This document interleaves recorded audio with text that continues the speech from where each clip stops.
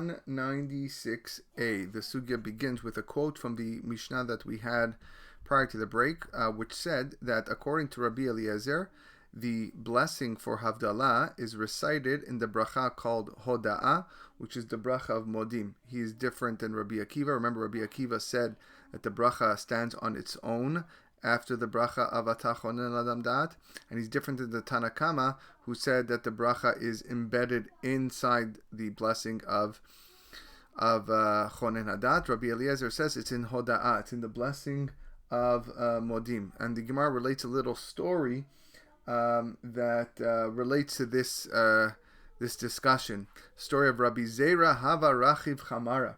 Rabbi Zera was once riding on a donkey, Rochev al Chamor, Rachev Chamar, he was riding on a donkey. Hava Kashakil ve'azil, Rabchia bar Abin Batrei. And Rabchia bar Abin was traveling behind him. Amar lei, he said to him, Vadai de Amritu Mishemei de Rabbi Yochanan. Is it true that you said in the name of Rabbi Yochanan that the halacha ke Rabbi Eliezer beyom tov shechal liot achar haShabbat? That the law is like Rabbi Eliezer, that you say Havdalah in Hoda'ah whenever Yom Tov falls after Shabbat. So this is in reference to a case where Shabbat came right after Yom Tov. So this past Pesach, for example, we had Shabbat right after Yom Tov. Okay, this is in reference to Yom Tov that comes after Shabbat, the opposite way. So you would, whenever there's a Yom Tov that comes after Shabbat, then you have to say Havdalah in the Kiddush of Yom Tov. Okay, and therefore you would say the blessing of Atah Chonen Tanu in the blessing of Hoda'ah, in that specific case, only when Yom Tov falls on after Shabbat. So that's what he's asking him. Is it true that you said in the name of Rabbi Yochanan that the law is like Rabbi Eliezer, that you say Havdalah in the blessing of Modim in Hoda'ah whenever Yom Tov falls after Shabbat? And he answered, Amar lei in. Yes, that is true. That's what I said. It's true that's what I hold. That you would say the blessing of Havdalah in Modim. So the Gemara questions this and says, wait a second, halacha miklal de pligei. To say that the halacha follows Rabbi Eliezer in this case, that implies that the Chachamim argue with Rabbi Eliezer, miklal de pligei. It shows that the Chachamim don't agree with him. And the Gemara asks, vela peligei? Wait a second. The Gemara is questioning this objection. Don't they argue? They do argue. Veha pligei Rabbanan. The Chachamim in our Mishnah do argue with Rabbi Eliezer. So what's your issue here? They're asking the question to the person who is relating this Gemara. One more time, just in case it wasn't clear. We established here, Rabbi Eliezer agreed that, or Rabbi Zera agreed that he holds like Rabbi Eliezer that Havdalah is said after, that Havdalah is said in the bracha of Modim when Yom Tov falls after Shabbat. He agreed. He said in. Yes. So the Gemara says, wait a second.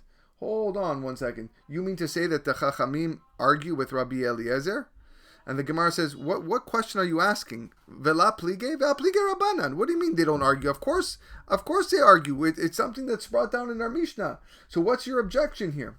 So Gemara says, Eimar de pligei Rabbanan b'sh'ar yemot hashana.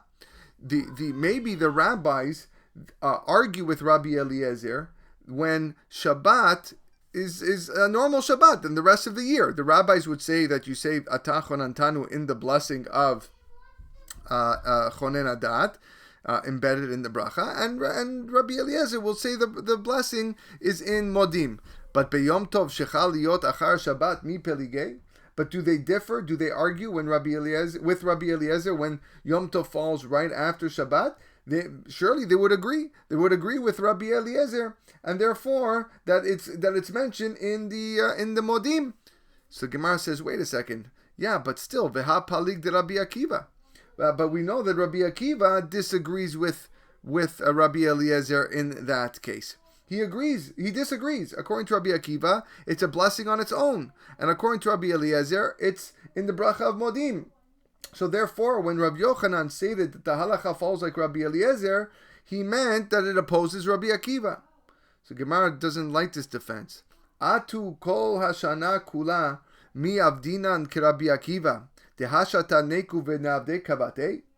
Right? What are you telling me? Do we ever follow Rabbi Akiva during the year with regards to Havdalah? That we recite the Tachon Antanu in its own blessing?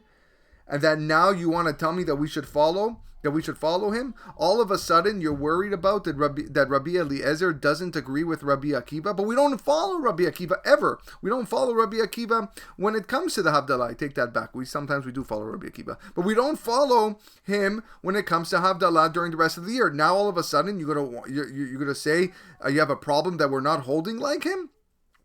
So Gemara says, and Gemara explains, Kol hashana kula mai ta'ama la avdinan ki Rabbi Akiva. Why is it that we don't follow the opinion of Rabbi Akiva, that we say the blessing of Atachon Antanu on its own separate bracha? Why don't we follow the opinion of Rabbi Akiva? Why not? So Gemara answers, the tamni serei takun, teshasrei la takun. Because the Chachamim enacted 18 blessings. Tamnei serei is 18. Tishasrei la takun. But 19 they didn't establish. Even though nowadays we do have 19 brachas, but that's because the 19th one was added well after this discussion. But what they wanted to say is, listen, the Chachamim gave us 18 brachot.